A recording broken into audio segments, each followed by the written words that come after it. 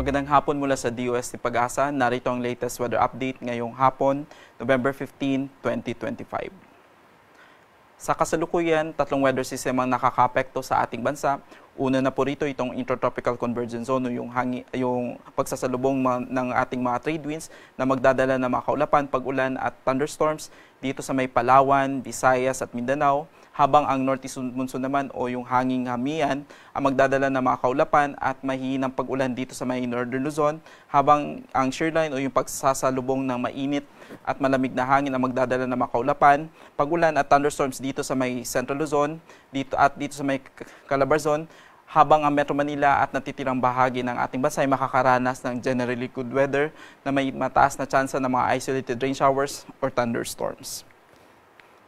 Para po sa lagay ng ating panahon bukas, dahil po sa epekto ng northeast monsoon, ang Cagayan Valley at Cordillera Administrative Region ay makakaranas ng maulap na kalangitan na may kasamang mahihinang pag-ulan dahil po sa epekto ng northeast monsoon, habang dito sa may Ilocos Region, asahan ang generally good weather na may kasamang mahihinang pag-ulan dahil po sa epekto ng northeast monsoon. Dahil po sa shearline, ang Aurora, Nueva Ecija, Bulacan, Rizal at Quezon Province ay makakaranas ng maulap na kalangitan na may kalat-kalat na pag-ulan at thunderstorms, habang ang Metro Manila at natitirang bahagi ng Luzon maliban po sa Palawan ay makakaranas ng generally good weather na may mataas na tsansa na mga isolated rain showers or thunderstorms. Para po sa agwat ng ating temperatura, dito sa Metro Manila, 24 to 32 degrees Celsius, Tagaytay, 22 to 30 degrees Celsius, Baguio City, 17 to 24 degrees Celsius, Lawag, 22 to 32 degrees Celsius, sa may Legazpi, 25 to 30 degrees Celsius, sa Tuguegarao, 24 to 31 degrees Celsius. Sa may Palawan, Visayas at Mindanao, hasahan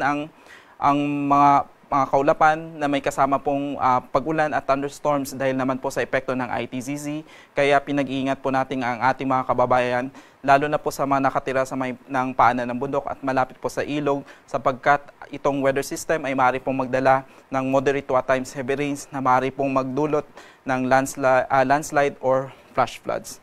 Para po sa agwat ng ating temperatura, Calayan Islands 26 to 30 degrees Celsius, Puerto Princesa 25 to 31 degrees Celsius, Zamboanga City 24 to 31 degrees Celsius, Iloilo 25 to 31 degrees Celsius, Cebu 25 to 29 degrees Celsius, dito sa Davao 24 to 30 degrees Celsius, Cagayan de Oro 24 to 29 degrees Celsius at Tacloban 24 to 30 degrees Celsius.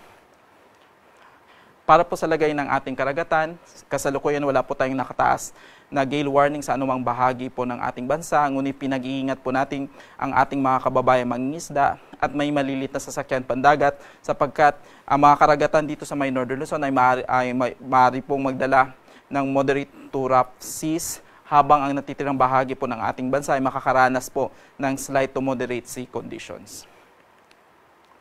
Para po sa 3-day weather outlook sa mga pangunahing lungsod ng ating bansa dito sa Luzon, sa Metro Manila, patuloy pa rin po iiral ang magandang panahon na may kasamang isolated rain showers at thunderstorm by Monday to Tuesday. Ngunit pagdating po ng Wednesday, dahil sa pag-iral ng northeast monsoon, patuloy pa rin po ang generally good weather na mararanasan, ngunit may kasama po itong mga mahihinang pag-ulan.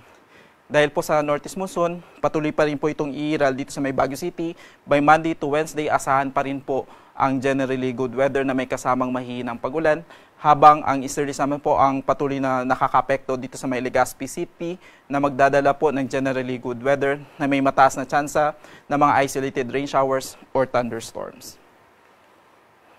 Pagdating po sa Visayas, Metro Cebu, Iloilo City at Tacloban, patuloy pa rin po iiral ang ITZZ by Monday na magdadala ng mga maulap na kalangitan na may kalat-kalat na pag-ulan at thunderstorms by Monday. Ngunit pagdating po ng Tuesday and Wednesday, iiral na po yung easterlies na magdadala ng generally good weather na may kasamang isolated rain showers or thunderstorms. Sa Mindanao, patuloy pa rin po iiral ang ITZZ dito by Monday sa Metro Davao, Cagayan de Oro City at Zamboanga City. Ngunit pagdating po ng Tuesday at Wednesday, asahan po na generally good weather ang maasahan na may mataas na tsansa ng mga isolated rain showers or thunderstorms. You're watching Rapid News Weather. Stay informed. Subscribe for more updates.